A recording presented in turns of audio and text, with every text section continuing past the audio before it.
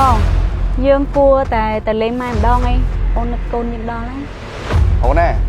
ធ្វើការតិចតិចនឹកស្រុកធ្វើការតិចតិចនឹកម៉ែឯពេលណាមាននឹងគេណែដឹងអត់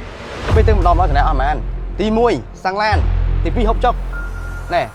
ត្រូវជួយលុយគាត់ទៀតណាម៉ែបើមិនជួយលុយមុខមិនដេកទេហើយរឿងមួយទៀតរឿងកូនក៏អញ្ចឹងដែរអ្នកណាក៏ស្រឡាញ់ដែរអូនប៉ុន្តែស្ដាប់បងបើចិត្តមិនដាច់ទេគឺធំមិនកើតទេបើចិត្តមិនដាច់ទេគឺធំមិនកើតទេអើចៅហើយដេកទៅយាយនៅអោបំពេ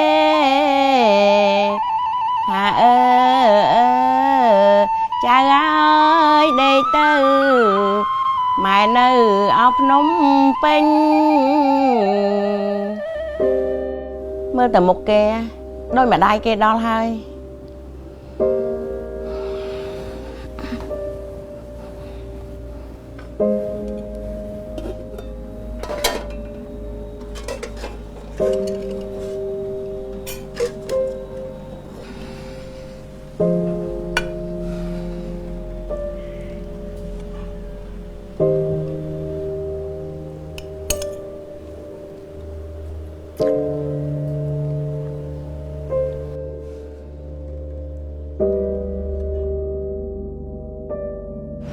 ហើយតែគេឥឡូវមើលទៅជីវភាពដូចជាទូធាដល់ហើយតាមគេធ្វើការទៅប្តីទៅប្រពន្ធមកទូធាពុកម៉ែ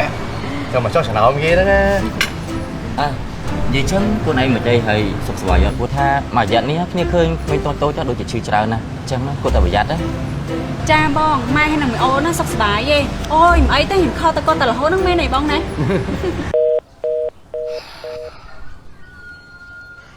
តែគេអត់លើកសោះហើយជាគេរវល់ខំរលុយឲ្យមកទៅ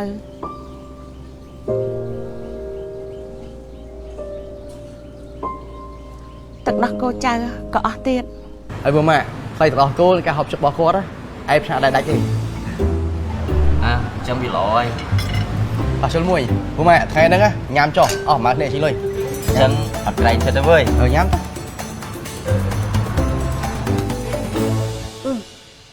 បងម៉ែខំមក5 6 7ដងនេះអូខេម៉ែខំមកឆ្ងល់ណៃនេះគាត់ថាម៉ែខំមកធ្វើភ័យម៉ែណែបងទីបើខំហើយម៉ែណៃខំមកមានអីក្រៅពីហើយមីអូណាអស់ផ្លាស់កូនហើយឬក៏មីអូណាអស់លុយទិញម្ហូបហើយអូយម៉ែណៃទៅប៉ុណ្្នឹងអូយម៉ែណៃទៅប៉ុណ្្នឹង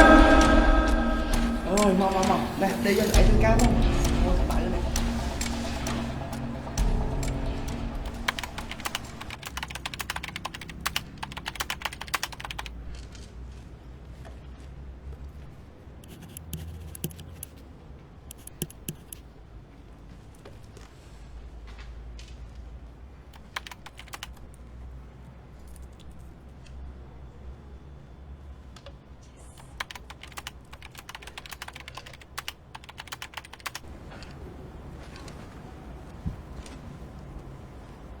ម៉ែខំមកច្រើនម៉ែ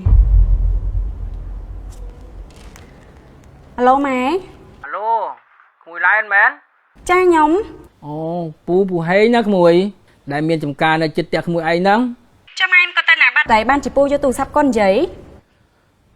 អូម្ដាយនឹងកូនក្មួយឯងហ្នឹងណាឈឺចូលពេទ្យតែឥឡូវហ្នឹងពូយកពីពេទ្យមកផ្ទះវិញដល់មិញហ្នឹងចុះម៉ែហើយនឹងកូនខ្ញុំគាត់កាត់អីមិនជាគាត់ទៅពេទ្យថ្ងៃមិញហ្នឹង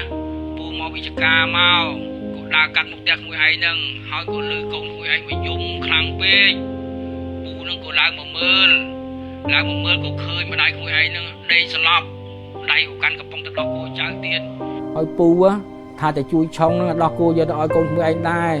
តែអាដោះគោក៏វាអស់ទៀតពូហ្នឹងក៏ស្រែកហៅគ្នាហើយពូហ្នឹងក៏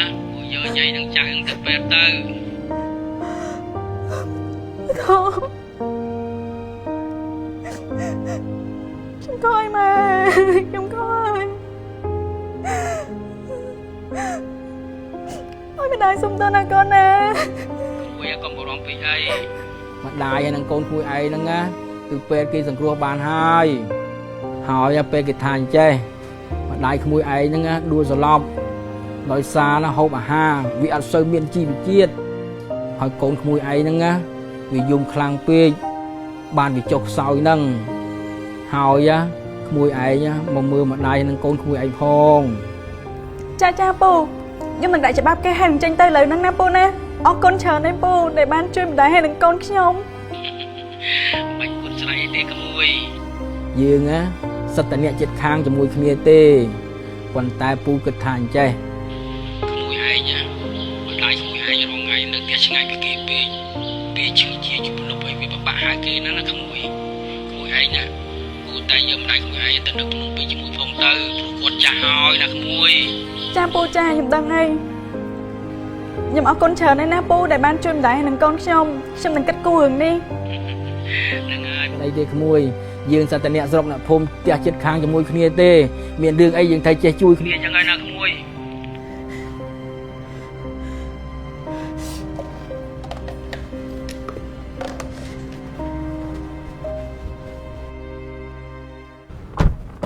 បងអើយយើងគួរតែតែងផ្ទះថ្មីនៅមួយឯង មានអីល្អតើអូនណែគឺសពទៅពួកយកថ្ងៃនេះសុទ្ធតែមានប្រាក់ខែអូនឯងក៏ធ្វើការបងក៏ធ្វើការតែបើយកវាលុយប្រចាំខែនេះទៅបងលើផ្ទះជួលវិញចុះបើយើងយកលុយប្រចាំខែយើងទៅបងលើផ្ទះដាច់ទៅមិនល្អជាងអី មែនតាបង គឺសពទៅបងគិតដល់ថ្ងៃមុននេះពូម៉ាបងនិយាយត្រូវ ណែស្មាច់គ្នាឃើញថាគ្រួសារឯងមានជីវភាពវាធូរធារហើយឯងអត់គិតរកផ្ទះមួយនៅនឹងគេទេអីណែកន្លែងការងារគ្នា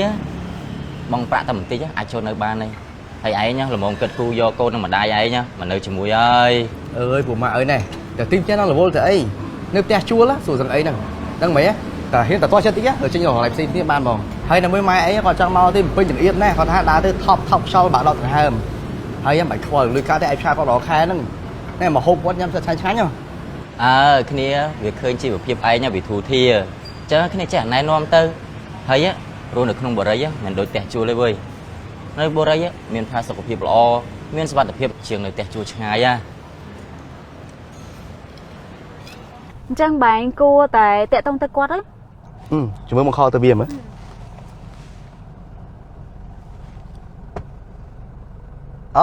ឥឡូវពូម៉ាហ្នឹងហើយនិយាយថាថ្ងៃមុនពូម៉ានិយាយផ្ទះហ៎ឥឡូវនេះដោយសារតែម្ដាយឯងនិងកូនឯងឈឺហ្នឹងហើយចង់មកផ្ទះមួយនេះជុំគ្នាវិញផ្ទះដែលគ្នាប្រាប់ថ្ងៃមុនហ្នឹងគឺជាវិឡាកូនកាត់គេមានបន្ទប់គេង3បន្ទប់ទឹក4ហើយមានកម្ពស់2ជាន់ហើយនិយាយពីទំហំវិញគេមាន 5.3 គុណនឹង 9.8 ម៉ែត្រការ៉េណែបើឯងចង់បានណាឯងគ្រាន់តែកាន់លុយត្រឹម $4,000 ជាងឯងយកសោទៅនៅបានឯងហើយចុះបងប្រចាំខែមួយដែរសម្រាប់ការធ្វើការបងប្រចាំខែវិញពូម៉ាឯងចំណាយត្រឹមតែ800ជាងឯងក្នុងមួយខែហើយគេអត់គិតការប្រាក់រយៈពេលយូរទៀតណែយើងគិតថាវាស័ក្តិសមជាមួយនឹងក្រុមគ្រួសារឯងតែម្ដងណាមានល្អតាគ្រួសារឯងមានប្រាក់ខែសំផ្លាស់ដែរហើយណាមួយប្រាក់ខែឯងនឹងពួនឯងបងបានហើយចឹងបងមកឯងទៅចង់ឲ្យគ្នាមកណាអូខេអញ្ចឹងត្រៀមរៀបចំវិវ៉ាន់មកនៅតែម្ដងនេះចឹងចាំគ្នារៀបចំឲ្យមួយសេតអូខេអញ្ចឹងតាមអញ្ចឹងណាអូខេរៀបចំឲ្យគ្នាផងបាយបាយអូខេអូន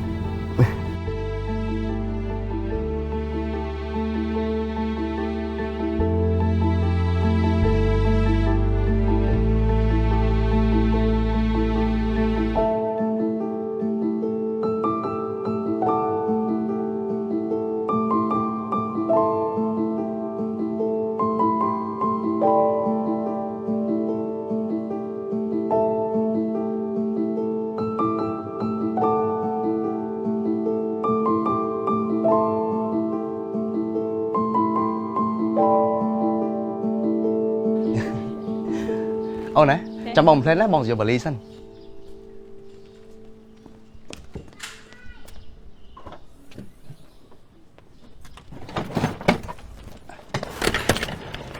អបអរសាទរសម្លាញ់នេះគឺជាប្លង់ផ្ទះរបស់ឯងអរគុណណាស់សម្លាញ់បើគ្មានឯងទេគ្នាគ្មានកំណត់ចង់បានផ្ទះនេះដែរអូខេពួកអីឯងជាសម្លាញ់របស់យើងហើយរីករាយជាមួយផ្ទះថ្មីរបស់ឯងចឹងអរគុណច្រើន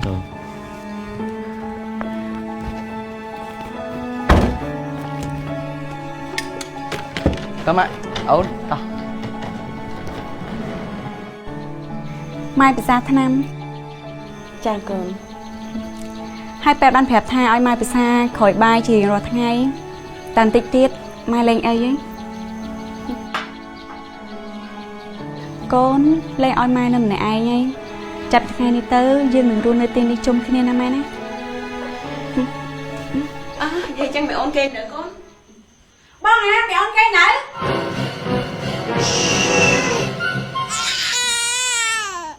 បុរីហេងហៀងភាពថ្កុំថ្កើងសម្រាប់ការរស់នៅនិងប្រកបអាជីវកម្ម